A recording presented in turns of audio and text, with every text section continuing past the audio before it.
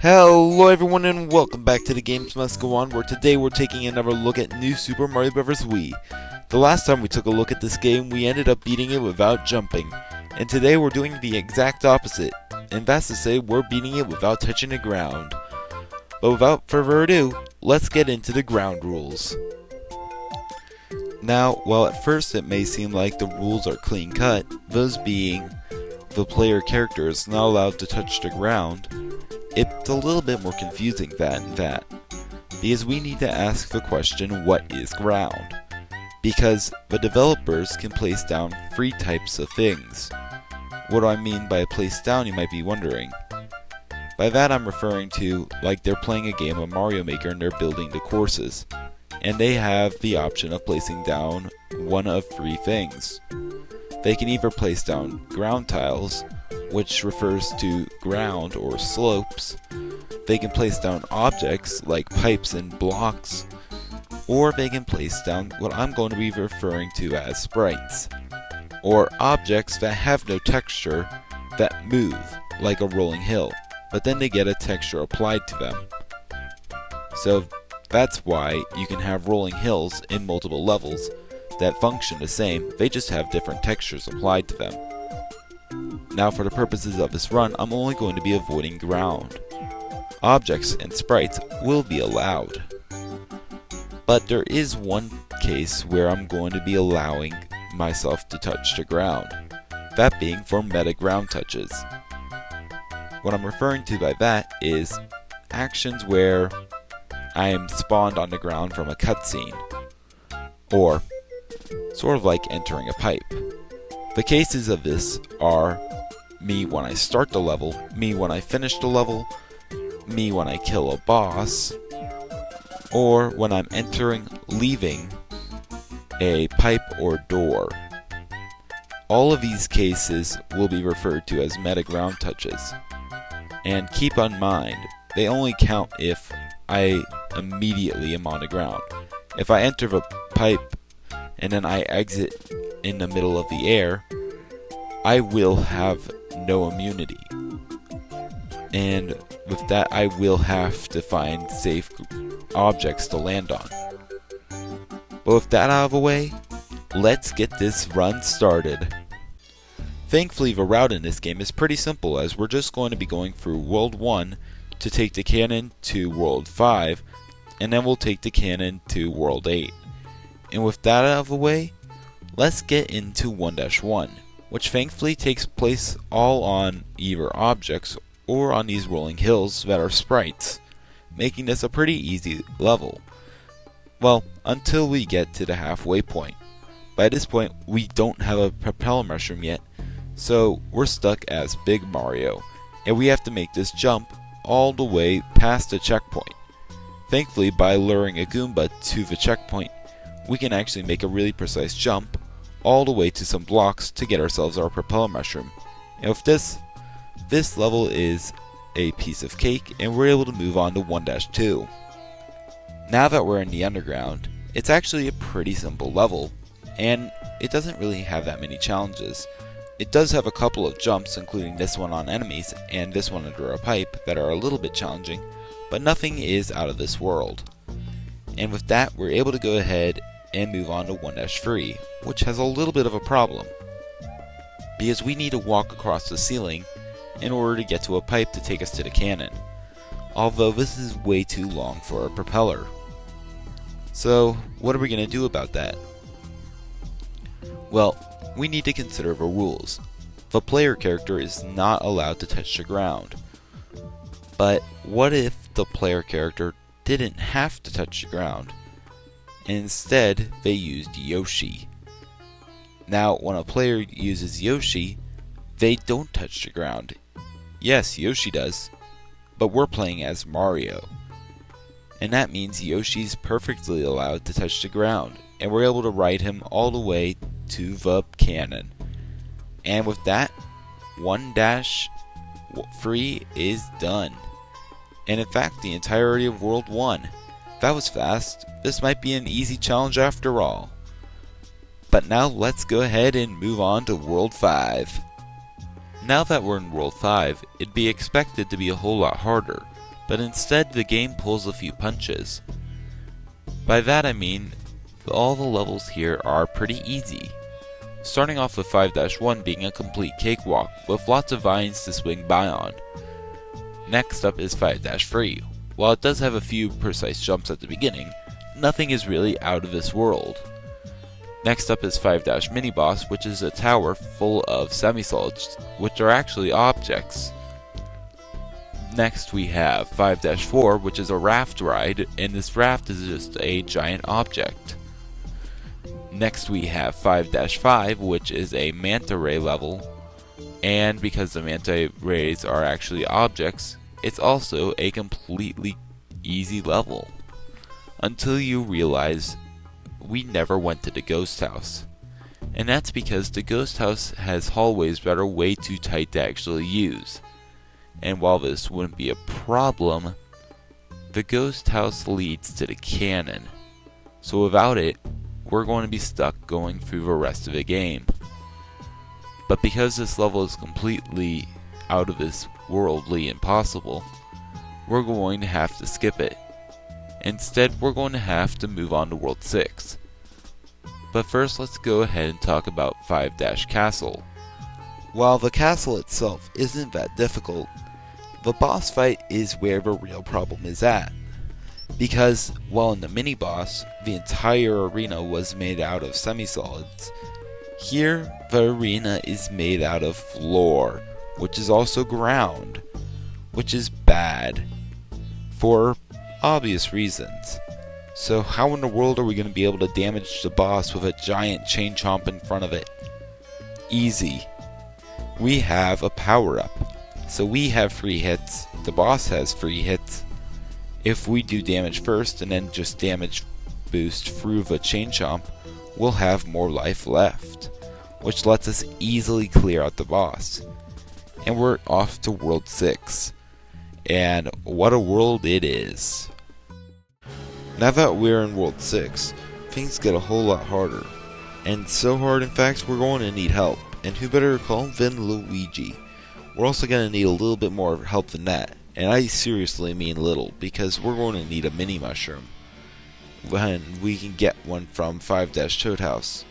With that in hand, we can enter 6-1. And this is a really tough level. Featuring, even in the very beginning, a random jump where we have to jump, hit an invisible block over a stone spike, and then land on said invisible block before jumping to the next section. If that's in the first 20 seconds of a level. The first 20 seconds. After that, we have tons of really precise jumps with the propeller suit, as well as with the mini mushroom, where we have to bounce across large gaps with the bullet bills. And we even have a 1 block gap that we have to go through, that we have to position Luigi in the right spot in order for Mini Mario to be able to bounce through. But with that, it's a very difficult level, but it's definitely possible. But with that, let's move on to 6-3.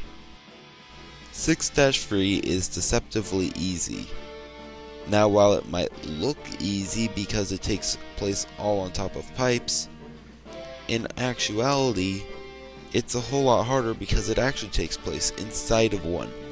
And inside of a pipe, it is a very, very tight level, requiring tons of precise movement. Thankfully, we have one saving grace, Mini Mario.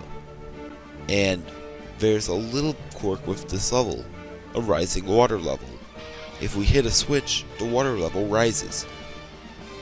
And since Mini Mario can walk on water, we can actually go pretty far with this ability. And this allows us to make some of the tightest jumps. And if we can't make it with that, there's also some Buzzy Beetles that we can bounce off of if we have to go through different sections.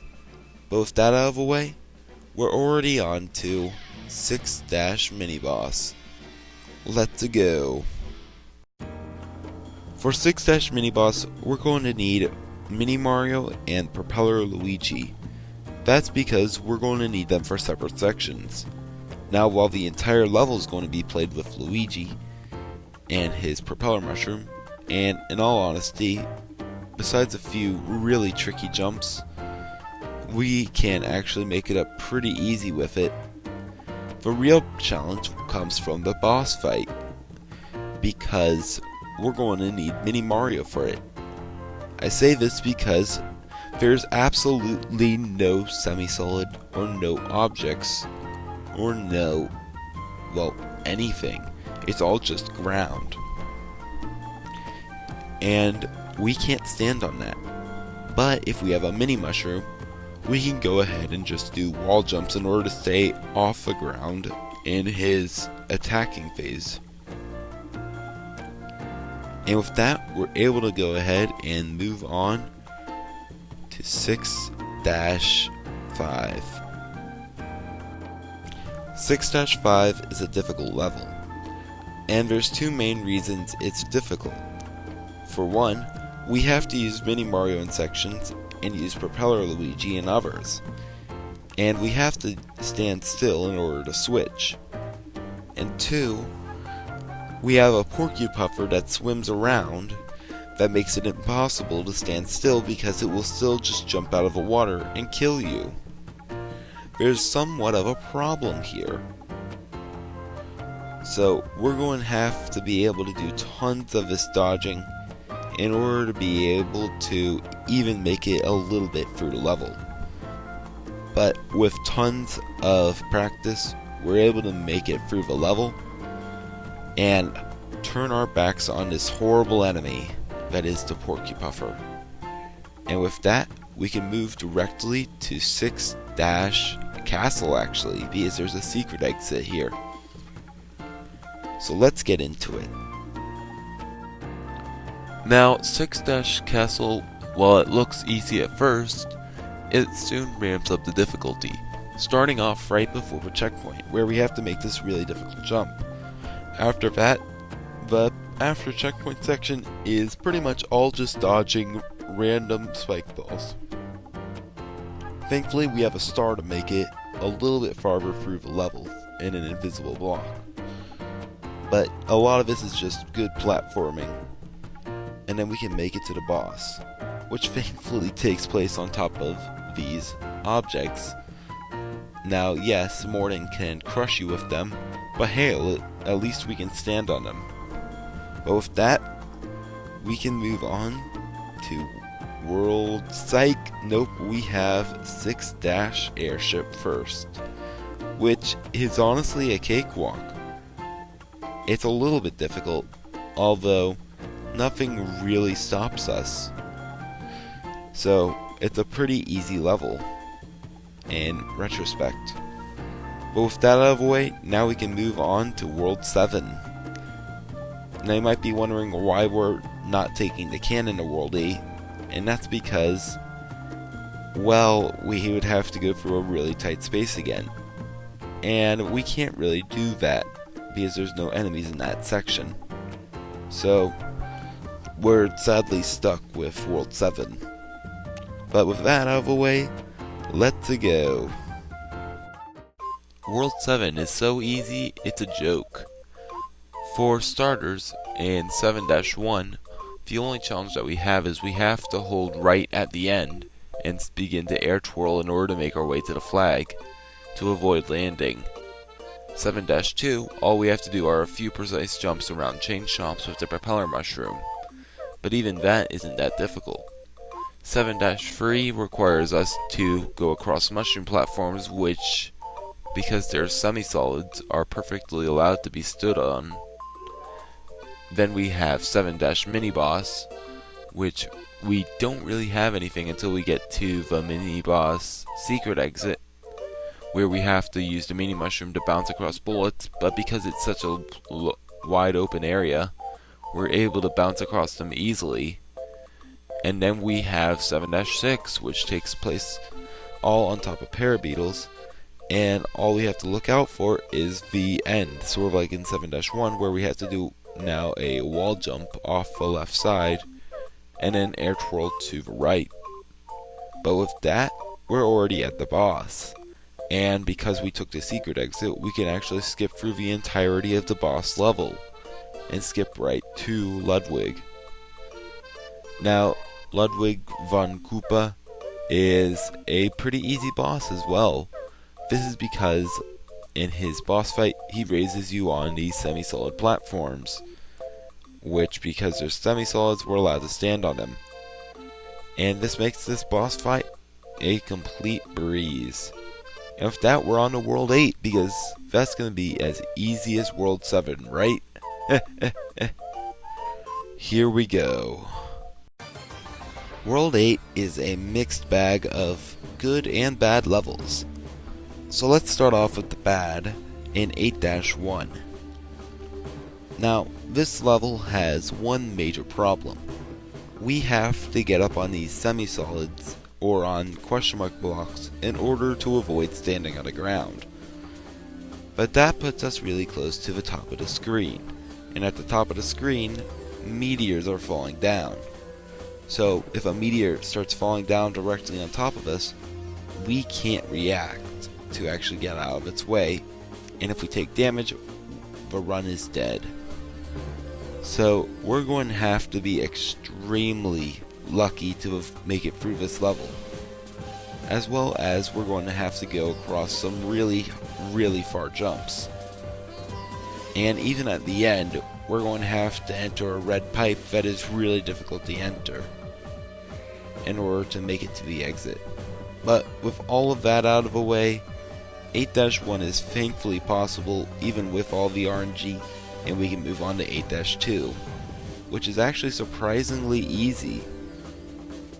And we can take the exit to move on to 8-7, which again, because this level takes place entirely on the spine coaster, it actually is also really easy, surprisingly. And we're able to move on to 8-airship, which is where this challenge all began. Let me explain. Now, before I even started this challenge, I did a mini challenge where I took on this level without touching the ground. So, this level is obviously possible. But with that out of the way, we're already to 8-castle. Oh boy. We're finally here on Bowser's front steps. All we have to do is make it through his level and defeat him. We're finally in the home stretch now. And I mean, we've made through a lot. We've made it through 6-1, we've made it through 6-3, we've made it through the entirety of World 6, and other difficult things. What can hold us back now? Well, sadly, it has to be said that this level can. In one little section, we have to make it through this little tunnel. And sadly, because of how far this tunnel reaches, we can't use either Mini Mario's air twirls to reach the end, or Propeller Mario's propeller. And even if we could, there are fire bars in the way that get reloaded every time they go off screen. So even with a well-timed jump, we'll still run directly into them. So sadly, this section is impossible. Unless there's some crazy Taz way to actually do it with multiplayer bubbles, I don't see this being possible. And I must sadly declare this as the run ruiner, as this ruins the entire game. And it must be said that New Super Mario Bros Wii cannot be beaten without touching the ground. But we at least made it this far. We've made it basically through the entire game, only stopping here at the last level. So at least that's some sort of success. But anyways, I must say, no, it is not possible to beat New Super Mario Bros Wii without touching the ground. Well, thank you all so much for watching, and I'll see you guys next time. Goodbye.